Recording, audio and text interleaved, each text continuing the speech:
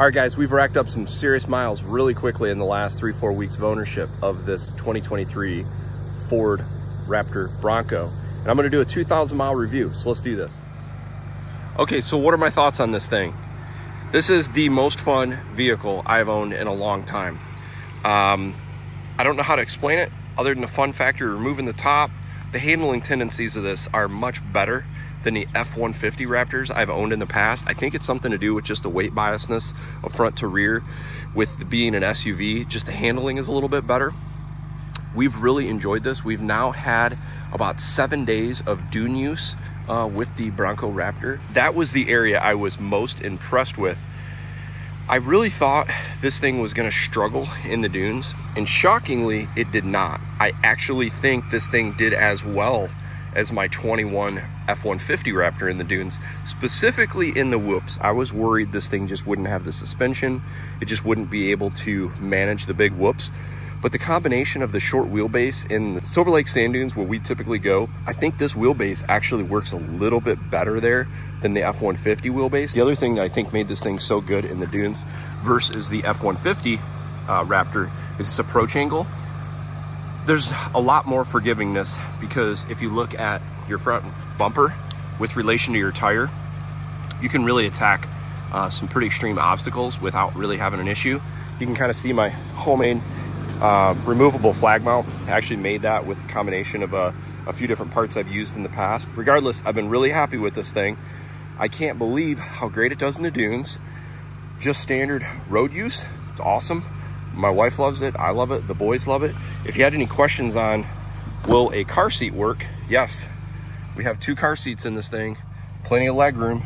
Now, if you had a forward-facing car seat, it would definitely be much tougher. You'd have to push a seat forward. Fortunately, both of our boys are now in forward-facing. We've been really happy with this. What I like about this truck, that it is a Lux package. Sorry, that this is a high package, not a Lux package. It has the rubber flooring. Initially, I thought maybe I wouldn't like that, but I actually prefer it because when we do dune use, see a little bit of the sand? This stuff picks up, it's so easy to clean up. Whereas if this was all carpet, this would be much easier to clean up. And I'll show you some of the pictures from the last trip. You'll see from another video, but there was a lot of sand in here from just getting in and out, and it cleaned up incredibly well. Really happy about that. I would have liked on the Lux package to have the B&O sound system, but we've both agreed it still doesn't sound bad. I mean, I don't think it's bad. I'm not an audiophile like a lot of people are, so maybe that's part of why I don't think it sounds bad. But I still have the subwoofer back here. There's still a sub there. But as you can see the spot right here? This is one area where, kind of like a little bummed out, this plastic just scuffs and scratches the easiest. I mean, you just brush something on that. You can kind of see some of the little plastic marks around there and some of the hard plastic. Not a big deal, but I just don't like the look of it. Functions fine. Storage underneath, really great. Haven't really used it, but it is a nice storage. I like that there's these really cool clasps for the corners in this back storage area. Specifically, these 2 up here. What's cool about these 2 is the Bronco Raptor came with a bag to put your 2 front hardtop pieces, and it attaches to those bottom corners and goes around the headrest. So if you want to have the top pieces from the hardtop in the back area stored, you can do it with that setup. So that's kind of cool. You know, the other thing is, this has been a polarizing thing for me since the Bronco Raptor came out, with these huge wheel well flares. They've actually, weirdly enough, kind of grown on me. I really thought I wanted the painted version of these in the white Bronco. I've seen a bunch of 24 Broncos in white with the body colored fender flares. Just my opinion, I don't like the white with body color fender flares because I think it's too much. It just looks goofy. Now, I think the iconic silver, the azure, there's like 3 or 4 other colors I've seen body color match, I think look really good. I'm just personally not a fan of it in the white. Now, the big thing I think most people want to know is, how is this thing holding up? Well, 7 days of dune use, not one issue in the dunes. I didn't have one transmission hiccup, one suspension hiccup, one engine, nothing. When we were in the dunes, we were running premium the whole time. Highway driving, my wife's been happy. We haven't had any weird, any water leaks anywhere. We haven't had any noises coming from the hardtop. The only complaint I've had has been this door. I'm gonna see if it's gonna show you right now. Okay, it's working correctly today. So watch this glass. See how it pops down right there? I've had an issue now twice where they call it initialization, where the window or the PCM loses the programming to drop the window to bring this out, and it's kind of hung up. I was a little disappointed in that. Not a big deal. Sounds like Ford's aware of that and they're gonna fix it. Paint wise, everything's held up. Everything's looking good. We pulled the entire hard top off. That's really easy to do, and I did it all by myself. It comes with a really cool little toolkit. I'll have a separate video and just kind of some of the modifications and some of the other things I've done on this thing. Another thing I really like about this, if you look at the front profile of this, if you do a lot of highway driving, as I do, there's not a lot of flat surfaces, especially in the aluminum body panels, where I see where you're gonna get rock chips. There's a very small profile here, very small here, and then this plastic down below. The flat surfaces are more along the bumper. I think this truck is actually, I think the Bronco is actually gonna hold up really well to rock chips down the road. There's just not enough flat surfaces to kind of catch it.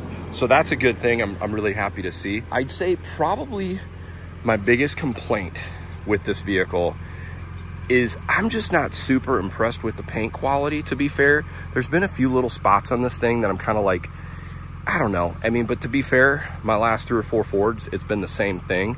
So that's an area I'd really like to see Ford improve upon. Just a little fit and finish on the paint. But the body panels all fit up really nice. Haven't noticed any issues there.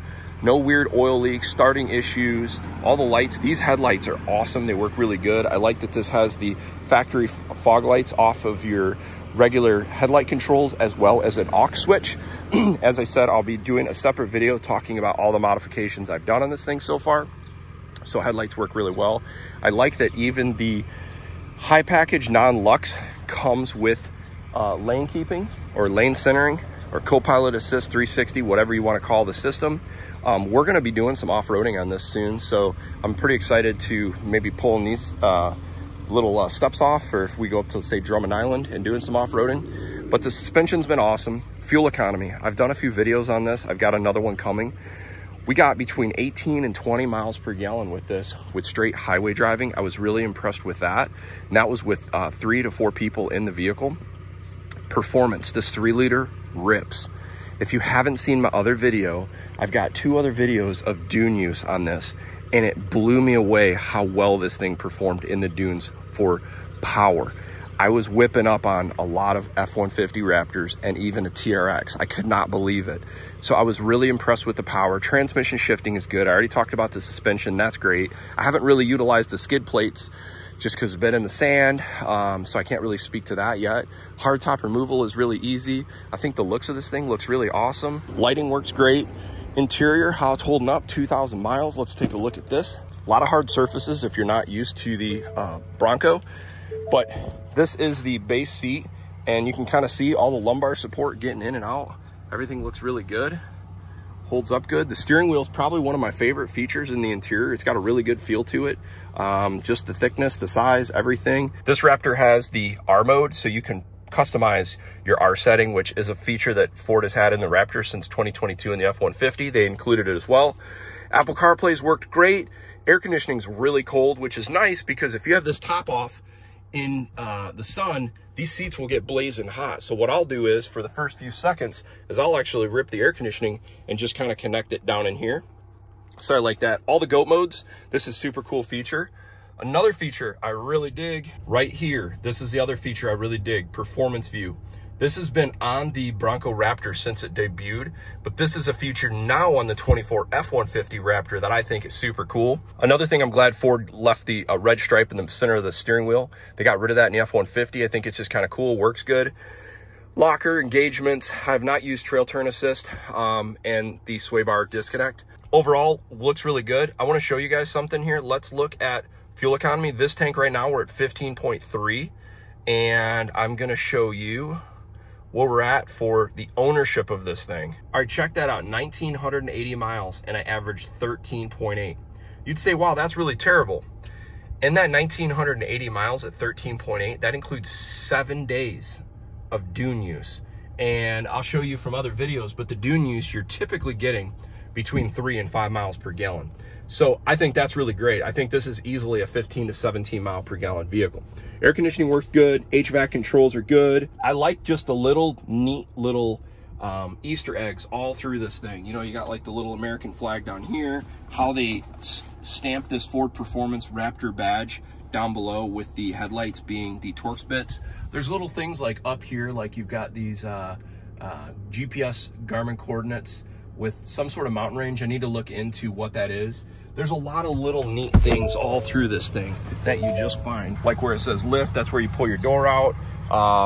Just a lot of little neat things. I think it's cool. This one did have the upgraded seat belts that, you know, some people take it or leave it. I don't really care either way. But overall, I'd have to say I'm really impressed with this thing. I think it's a lot of fun. We'll definitely be keeping this for a while. I don't plan on driving this in the winter. I'll probably store it and get back to driving the other vehicles. In the dunes, can't believe I'm gonna say this, this is more fun to me and my family than the F-150 Raptor. And I never thought I'd say that after all the F-150 Raptor's ownership. This is more capable for our family. And I think that is a huge advantage. Right now, with all these discounts going on, this thing is a bargain for the off-road capability and fun factor for what you can get for these. So that's my 2,000 mile review, guys. If you have any questions, leave your comments down below. I'll continue to update if there's any problems. But overall, right now, I would say I'm super impressed and Ford hit a home run on this. If you liked the video, feel free to like and subscribe. Thanks for watching.